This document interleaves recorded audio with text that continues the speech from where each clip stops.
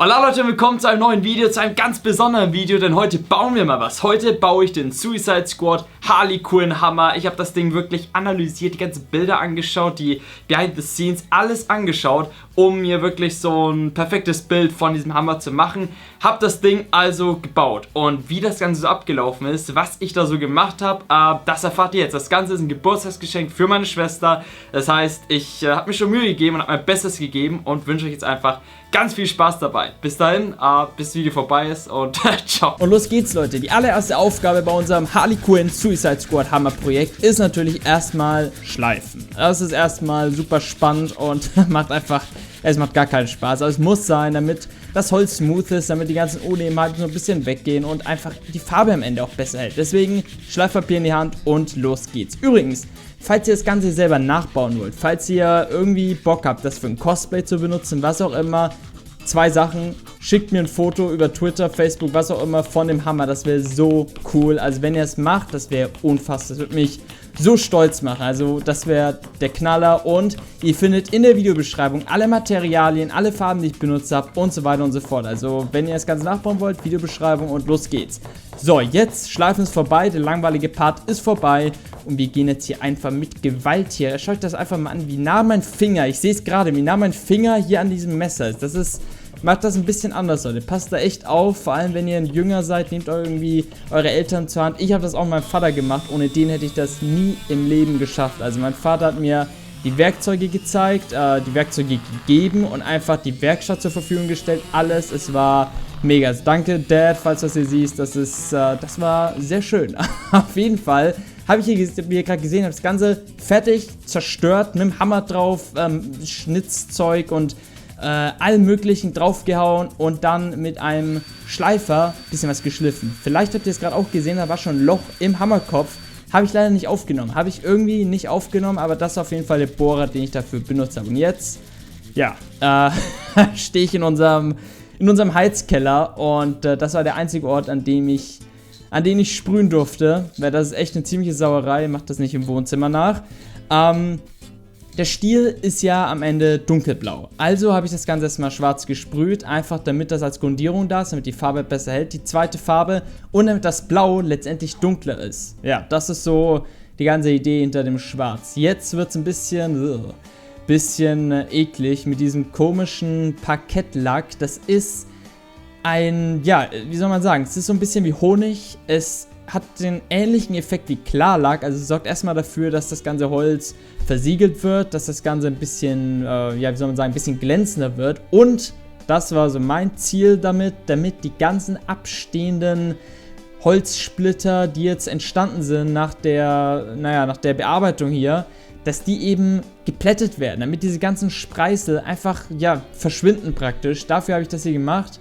Ist eine ziemliche Sauerei, wie ihr sehen könnt, tropft auch einiges auf den Boden, sah danach nicht so schön aus. Aber hier, vor allem an diesen Ecken hier, da war nach der Messerattacke von vorhin echt viel Zeug, das also abgestanden ist. Und jetzt sind wir wieder im Holz. Es geht hier Schlag auf Schlag, Leute. Das ganze Projekt hat mehrere Tage gedauert. Ich habe versucht, das so schnell und so gut wie möglich zusammenzuschneiden. Jetzt einfach mit Blau, das war Kunstharzspray drauf, fertig. Das war der Stiel, ganz simpel. Jetzt Schleifpapier. Das ist eigentlich gar kein wirkliches Schleifpapier. Es ist eher so ein, ich weiß genau, wie man das nennt. Ihr findet auf jeden Fall den Fachbegriff in der Videobeschreibung. Es ist wie so ein, ja, so ein bisschen Stahlwolle, würde ich sagen. Es ist wie so eine harte Wolle irgendwie. Ich weiß nicht genau, wie das heißt. Und das hier, dieses Gerät ist ein Schleifer und dann habe ich auch wieder ein bisschen, ist dasselbe wie ein Schleifpapier, könnt ihr euch schenken, aber damit kommt man so ein bisschen in diese Löcher rein, weil der Hammer soll ja schon süß aussehen und nicht so komplett verranzt. Deswegen bin ich da öfter mit Schleifpapier drüber und habe die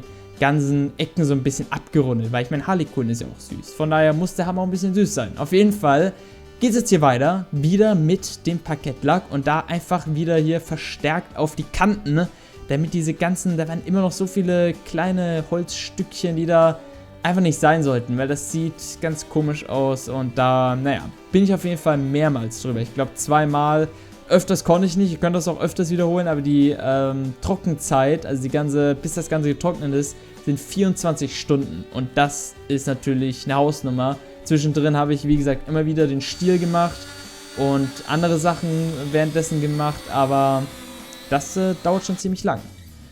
Hätten wir das erledigt, ist unser Holzblock jetzt erstmal so fertig. Also der Hammerkopf ist jetzt erstmal, wir haben den bearbeitet, wir haben ihn geschliffen und wir haben Parkettlack drauf getan.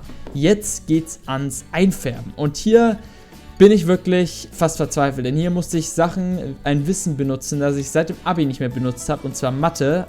Ich musste hier wirklich schauen, dass diese Folie hier, die dann letztendlich die Schablone für die Rauten wird, die wir dann natürlich sprayen werden, dass die exakt passt und vor allem, dass die Rautengröße exakt passt. Also ich habe das immer wieder hier rumgelegt um meinen Hammerkopf, um den Holzblock und immer wieder ein Stückchen abgeschnitten, wieder dran gelegt, wieder was abgeschnitten und mich da so Stück für Stück einfach rangetastet. Also anders wusste ich nicht, wie ich das machen sollte. Man kann wahrscheinlich irgendwie ein Seil drumherum und dann den Umfang da messen, aber das wäre mir auch irgendwie zu kompliziert, deswegen einfach hier so ran. Das hat das ganze Ding hier, bis ich die Schablone hatte, das hat, glaube ich, 2 Stunden gedauert. Das war echt die Hölle. Das Schwierigste daran ist eigentlich gar nicht jetzt der Part hier, sondern letztendlich diese Rauten, diese Form, also die perfekte Rautengröße zu bestimmen, weil ihr habt nur die Fotos, ich hatte nur die Fotos aus der Warner Brothers Exhibit Tour, Suicide Squad Tour, die super hilfreich waren. Die kamen auch wirklich erst, nachdem ich die Idee schon im Kopf hatte. Da kam die zum Glück raus, aber bis dahin hatte ich nur das Bild aus dem Trailer, das ihr am Anfang wahrscheinlich gesehen habt von dem Video.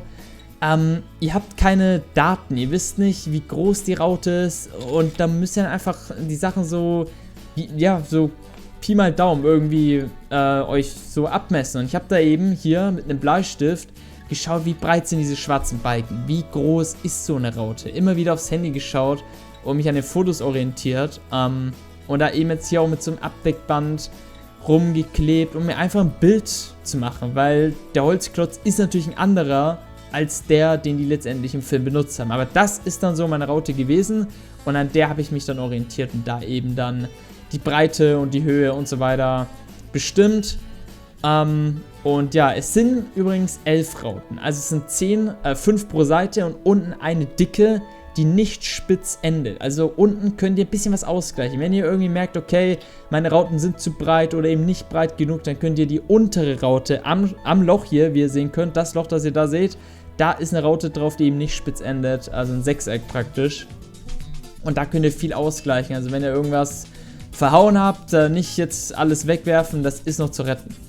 Und ja, jetzt habe ich auf jeden Fall hier aus Pappe diese eine Raute rausgeschnitten, die genau passt, die von den Proportionen her zu den Rauten auf den Bildern gepasst hat und vor allem perfekt halt einmal diesen Folienstreifen ausfüllt. Das war halt wichtig, weil sonst habt ihr am Ende irgendwelche Lücken und dann sieht das natürlich nicht mehr so cool aus. Also hier einfach rum mit der Schablone, das war, also, bis ich die Schablone hatte, das war wirklich, das erspare ich euch, das, was ich da im Taschenrechner und allem, ich war so verzweifelt. Und ja, das ist das Ergebnis von dem Ganzen. Das ist unsere Folie, aus der wir jetzt die Rauten rausschneiden werden. Passt alles hier, geht schön einmal rum. Mir ist ja leider ein kleiner Fehler passiert. Ihr seht das jetzt. Ich habe hier eine zweite Folie drunter gelegt, weil hätte ich die Rauten jetzt rausgeschnitten, hätte ich am Ende ganz, ganz, ganz viele einzelne Dreiecke gehabt und kein zusammenhängendes Folienteil. Und damit kann man natürlich gar nichts anfangen. Da habt ihr dann nichts erreicht. Deswegen habe ich hier nochmal eine Folie, also schneide das einfach nicht exakt zu, sondern lasst da schön links und rechts einen dicken Rand übrig, damit das letztendlich auch rausschneidbar ist. Ich laber hier ganz schön viel Bullshit, denn ich kenne mich mit diesem ganzen Zeug eigentlich gar nicht aus. Es ist wirklich, also ich bin in dieser Werkstatt fast gar nicht und ich bin echt ein mieser Handwerker und ich schäme mich ein bisschen dafür, aber ich habe gekämpft und ich habe mir Mühe gegeben, um diesen Hammer fertigzustellen. Jetzt wird der weiße Bereich abgedeckt. Wir wollen ja in der Mitte jetzt diesen, das sind ja weiße Dreiecke und die roten Rauten und diesen weißen Bereich, der wird jetzt eben gemacht. Und dann werden wir, glaube ich, die Rauten machen und danach die schwarzen Balken links und rechts. Das ist die Reihenfolge. Also weiß, rot, schwarz. Das Ganze abdecken wie so ein cooler Bonbon hier. Ganz süß. Und dann wieder in den creepy Heizungskeller. Also ich habe das teilweise, diese ganzen Sachen hier teilweise um Mitternacht gemacht und so. Ich konnte das natürlich immer nur dann machen, wenn meine Schwester nicht da war oder wenn die nicht, ich meine, klar, im Keller ist meine Schwester sowieso nie, aber ich muss einfach aufpassen, weil nicht, dass plötzlich irgendwie jemand reinkommt und sagt, oh, was machst du denn da? ich mache dein Geburtstagsgeschenk, das wäre nicht cool, das sollte schon eine Überraschung sein, deswegen muss ich da echt ein bisschen sneaky nachts dieses Ding hier anmalen und habe einfach ein bisschen aufgepasst. Und ja, was ihr jetzt seht, ist, jetzt wundert euch wahrscheinlich, okay, ich habe das jetzt angemalt und schleife das wieder ab. Das ist nur dazu da, um jetzt eben die zweite Schicht drauf zu tun. Hier wieder ein bisschen geschliffen und jetzt kommt die zweite Schicht Weiß. Weiß ist eine Farbe, die logischerweise sehr, sehr schlecht deckt auf einem dunkleren Untergrund. Und von daher habe ich da, glaube ich, 3 Schichten drauf gesprüht und dann wieder abgeschliffen, drauf gesprüht, abgeschliffen, drauf gesprüht. Das Abschleifen ist halt dafür da, dass die Farbe, da wird das Holz ein bisschen aufgeweicht und dann habt ihr dann sind so kleine, wie soll man sagen, so Brösel übrig, die dann letztendlich die Farbe einfach nicht so richtig wirken lassen. Also schleift das ganz feinen Schleifpapier immer wieder ab. Jetzt kommt die Schablone und jetzt könnt ihr natürlich meinen, ey, der schwierigste Part ist erledigt, die Schablone ist fertig, jetzt nur noch draufkleben und das Ding passt. Nein, das hier war wirklich, also ich dachte schon, ich muss diese ganze Schablone, ich muss das alles irgendwie anders machen, weil ich habe jetzt 2 Streifen. Und wenn ihr das Holz euch hier anschaut, das sieht nicht ganz eben aus. Das ist kein perfekter, runder Holzklotz, sondern da sind so ein paar Unebenheiten, so ein paar kleine Berge, kann man sagen. Und wenn ich jetzt die eine Schablone, die eine Folie draufklebe und dann die andere, ist es halt einfach passiert, dass diese Dreiecke, wie ihr sehen könnt, nicht perfekt, die Spitze nicht perfekt auf der gegenüberliegenden Spitze war. Und dann sahen die Rauten halt nicht aus wie Rauten. Deswegen habe ich das wirklich, ich glaube, es hat eine halbe Stunde gedauert, draufgeklebt, runtergeklebt und immer so angepasst. Und letztendlich hat das schon irgendwie gepasst. Jetzt das Rot mit dem Spray, mit dem Kunsthartspray drauf. Und das hier sind die Momente, Leute, für die es sich lohnt zu kämpfen.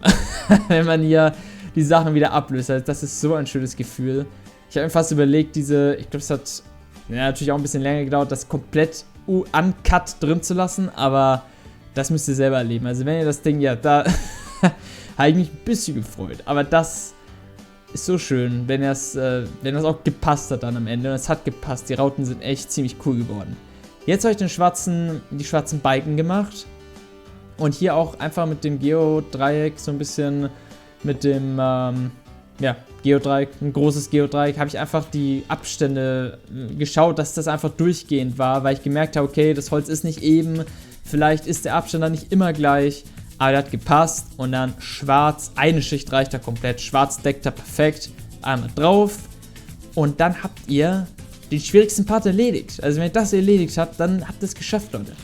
Dann ist der Hammer schon so gut wie fertig. Das ist er, das ist schon mal das Muster, die Rauten, das ist jetzt erstmal, das seht ihr, das ist der Hammer, der Suicide Squad Hammer, aber es ist noch viel zu sauber. Das sieht irgendwie aus das sieht nicht benutzt aus, sieht langweilig aus, deswegen wird das Ganze jetzt noch ein bisschen dreckig gemacht. Ich habe einfach die Farben, die ich sowieso benutzt habe für die Kolorierung hier, also das Rot, das Blau, zusammengemischt und ihr wisst, wenn ihr alle möglichen Farben mischt, dann kommt irgend so ein Braun raus. Und genau das habe ich gemacht. Ein bisschen Wasser rein, damit das ein bisschen verdünnt wird. Und dann mit dem Pinsel grob drauf. Einfach bam drauf und wieder immer abwischen. Abwischen, Pinsel und wieder abwischen, immer wieder im Wechsel. Ist ein bisschen zu dunkel geworden, muss ich zugeben. Also jetzt, wenn ich mir das hier so anschaue, es ist sehr dunkel. Sieht sehr dreckig aus. Hätte ein bisschen Erde gehauen, aber ist okay. Also da hätte man natürlich auch eine Farbe kaufen können. Aber da war ich echt zu geizig für, weil die Farben sind nicht billig. Und jetzt extra ein Braun zu kaufen, war mir ein bisschen zu doof, muss ich zugeben. Deswegen habe ich einfach alle Farben genommen und zusammengesprüht. Und ja, jetzt habe ich hier mit so einem coolen Stift, dessen Name ich gerade vergessen habe. Wie gesagt, alles in der Videobeschreibung, ganze Fachbegriffe. Ist einfach eine Farbe, ist so ein bisschen wie Edding. Sehr dicke Farbe, die auf Holz eben auch deckend ist.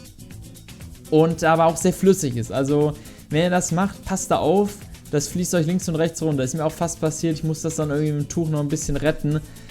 Diesen Smiley hier drauf zu malen ist ein bisschen tricky, weil ich meine, das Holz ist halt einfach nur noch ramponiert nach unseren Aktionen da. Und da ist schnell passiert und das Rot fließt runter und in euer Weiß rein und dann ist alles wieder kaputt.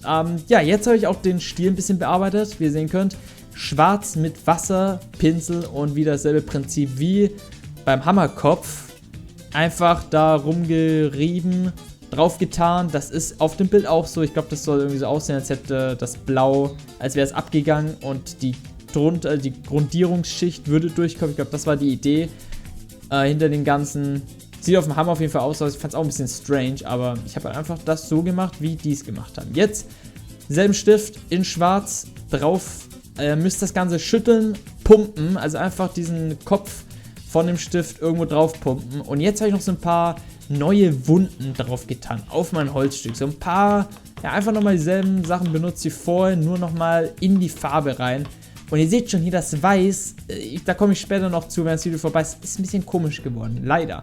Aber wie gesagt, da rede ich später nochmal was. Jetzt, ich bin komplett aus der Puste, Leute, jetzt der Holzleim rein in das Loch. Das habe ich leider, wie gesagt, nicht aufgenommen, aber das ist einfach Loch geradeaus rein. So 5 bis 10 cm tief ist dieses Loch und dann mit dem Holzleim rein, Stiel rein. Auch jetzt da nochmal mit dem Hammer ein bisschen befestigt. Das war bombenfest, also das kriegt ihr dann nie wieder raus. Das dauert zum Trocknen ein bisschen, also ihr könnt das noch retten. Falls ihr merkt, der ist schief, nochmal rausziehen ist okay, aber nicht zu lang warten. Und jetzt ist der Hammer fast fertig. Jetzt fehlt nur noch hier die Griffe fehlen. Da habe ich jetzt so ein Tennis-Tape genommen. Ganz normal, ist ein bisschen schade, dass da überall das Logo drauf ist. Kann man jetzt hier nicht so erkennen. Vor allem nicht, wenn die Kamera unscharf ist. Aber da ist halt das Wilson-Logo, war das, glaube ich. Das ist da immer. Ja, das sind nicht meine Hände, aber das war da drauf. Es gibt dann, wenn ihr zu diesem Ende kommt, also ihr wickelt das rum und dann kommt das Ende, ist da auch so ein extra Band dabei. Das habe ich nicht benutzt. Ich habe da ein selbst verschweißendes Isolierband genommen. Das sah cooler aus. Und dann sind wir fertig, Leute. Der Suicide Squad Harley Quinn Hammer ist fertig. Ich bin so mega stolz auf mich. Ihr könnt euch gar nicht vorstellen. Das ist er. Das ist mein Hammer. Und jetzt muss ich das ganze Ding nur noch einpacken. Für meine Schwester. Schauen, was da drauf steht hier. Ein Herzchen mit Joker und Harley. Tada, Leute, das ist er. Das ist mein Harley Quinn Suicide Squad Hammer. Beziehungsweise jetzt natürlich der von meiner Schwester. Aber so sieht der aus. Kann ich dir mal ein bisschen im Detail hier zeigen. Hoffe, das ist dann alles scharf irgendwie für euch. So sieht der aus. Hier vielleicht nochmal der Griff. Schau, ich mache das hier wie die Beauty-YouTuberin mit der Hand davor. Wie wenn das irgendwas bringt, das was? Ich glaube nicht. Auf jeden Fall, so sieht er aus. Das ist mein, also der von meiner Schwester natürlich. Das ist der Hammer und ich muss ganz ehrlich sagen, ich bin super zufrieden. Also dafür, dass ich sowas jetzt zum allerersten Mal mache. Ich meine, klar, ich hatte Hilfe von meinem Vater, aber trotzdem, das ist echt ziemlich cool geworden und für so ein Cosplay oder so bestimmt geeignet. Ansonsten, was nicht so hingehauen hat, leider, ist das Weiß. Also, ihr könnt es vielleicht sehen, wenn er das hier scharf stellt, wenn die Kamera das nicht scharf stellt, dann gibt es aber Ärger für die Kamera. Das Weiß ist nicht so deckend, also an ein paar Stellen schon, aber im größten Teil ist das so reingesickert irgendwie, sehr schade. Also es war zu flüssig irgendwie und hat einfach nicht richtig gedeckt. Ich glaube, es sah im Video noch gut aus, aber jetzt im Nachhinein so über die, nachdem es fertig war, so die Stunden danach, wurde das irgendwie immer schlechter. Ich weiß nicht, was ich da falsch gemacht habe. Vielleicht wissen das ein paar von euch, ein paar Experten und können mir da weiterhelfen. Ansonsten war es das, Leute. Das war mein Harley Quinn Suicide Squad Hammer. Wie habe ich es genannt? Tutorial? Ich weiß nicht, ihr seht es im Titel, wie das Video heißt. Und damit bin ich raus. Wir sehen uns dann hoffentlich demnächst bei der Harley Quinn natürlich, bei der Suicide Squad Filmkritik. Oder beim Wer ist Joker Video. Ja, das sind die nächsten Videos, die kommen, glaube ich. Oder bei einer Comic-Kritik, was auch immer. Ich bedanke mich fürs Zuschauen. Hoffe, es hat euch mal gefallen, mal was anderes. Und da bin ich raus. Bis dann, Leute. Jetzt muss ich so ein cooles Ende machen. Und ciao.